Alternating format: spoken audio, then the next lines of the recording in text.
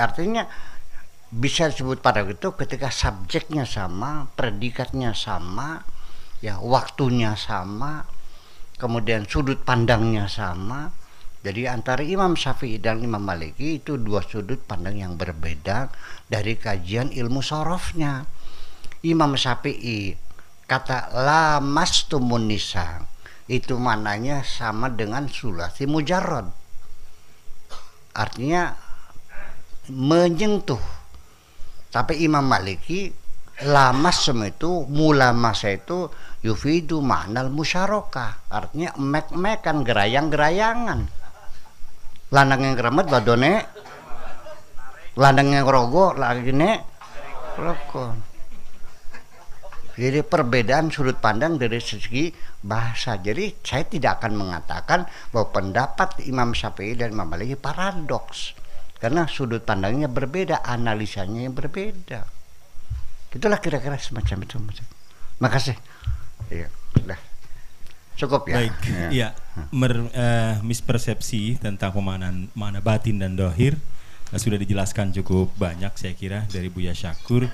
Dan apalagi bahasa Allah yang melalui Al-Quran, kemudian kita banyak sekali perbedaan di lapangan, itu sesuatu kewajaran. Tetapi kemudian bukan berarti dalamnya akan menimbulkan sebuah keparadokan. Tergantung dari bagaimana sudut pandang itu melihat. Bapak Ibu semuanya, rasanya untuk punya hutang satu lagi kita off-kan saja dulu deh. Sekarang sudah jam 00 lebih sekian-kian begitu. Iya. Oke, kita langsung potong tumpeng ya, potong tumpeng ya. Wah, iya, potong tumpeng katanya habis ini. Ya. Jadi kita makan yang ketiga malam hari ini. Begitu Pak Tato. Oke, siap. Iya. Jadi gini pemirsa, tadi kajian itu ada yang namanya pemahamannya beda, ada yang memang salah paham. Ada yang orang memaknainya dengan tulen, jentul tetap kelalen. Ada yang barlen ya bubar kelalen, itu wajar penerimaannya. Dari sisi ini saya sedikit ada analogi Kang Kaur sebentar ya, bahwa ada tips baru buat Bapak Ibu yang masih punya stok daging kurban atau yang berikutnya masih ada beli di warung, bagaimana mencegah daging ini ketika dikonsumsi tidak mengandung kolesterol. Syaratnya ada bumbu-bumbu yang sangat luar biasa Kang Apar. Ditambah 1 kerat kunyit, ditambah 1 potong bawang putih, dihaluskan, ditambahi kemiri, lalu direbus.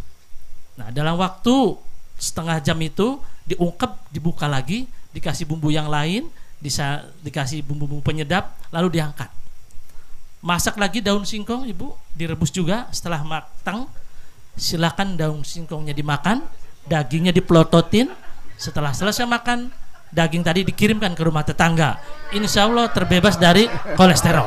Itu Kang Afkar. Terima kasih. Dan baik, untuk mengakhiri acara malam hari ini, sebelum ke potong tumpeng, saya rasa Buya sedikit memberikan closing statement dengan waktu yang sangat terukur. Silakan Buya. Closing statement saya bahwa kalau saya mencurahkan ilmu tidak akan pernah habis, karena ilmu itu terus berkembang. Makanya kita dituntut oleh Allah untuk terus belajar dan terus belajar, namanya long life education. Ketika saya di London dapat undangan dari Oxford menghadiri wisuda gelar doktor seorang perempuan yang umurnya 80 tahun. Jadi artinya di sana ada ibu-ibu 80 tahun masih melakukan penelitian untuk mengambil gelar dokter. Kata saya, karimo dare bahai kah?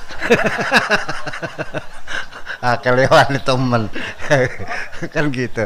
Nah, ternyata itulah semangat belajar mereka luar biasa, tidak mengenal umur, karena mereka berpegang pada long life education, bahwa pendidikan seumur hidup. Sebetulnya konsep pendidikan seumur hidup adalah pertama-tama dunia adalah konsep umat Islam. Thalabul ilmi faridatun minal mahdi adalah, tetapi ternyata umat Islamnya boro-boro seumur hidup, tiap hari nggak pernah belajar. Bahkan yang sudah jadi kiai begitu pulang kampung kitabnya dipangan rayap. Iya, tadinya pulpennya segini, begitu pulang pulpennya segini, arahnya doran. Macul aja tiap hari semuanya. Itulah salah siapa. Jadi kalau umat Islam sekarang menjadi bangsa umat yang paling terbelakang di dunia ini, paling miskin, paling terbelakang, paling bodoh. Jangan salahkan Tuhanmu. Kenapa kamu tidak belajar? Terima kasih. Jangan salahkan Tuhan ketika kita menjadi yang terbelakang. Padahal konsep dalam Islam itu adalah long life education. Terima kasih sebuah pertemuan yang cukup menarik malam hari ini dalam rangka milad Majlis Zikir wa Mimma Al-Musabbihun. Majlis ini ada di Dusun Sukatani, Desa Cikawung, Tris Indramayu. Terima kasih semuanya dan saya akhiri ucapan Assalamualaikum warahmatullahi wabarakatuh. Waalaikumsalam. Silakan tumpengnya dipotong.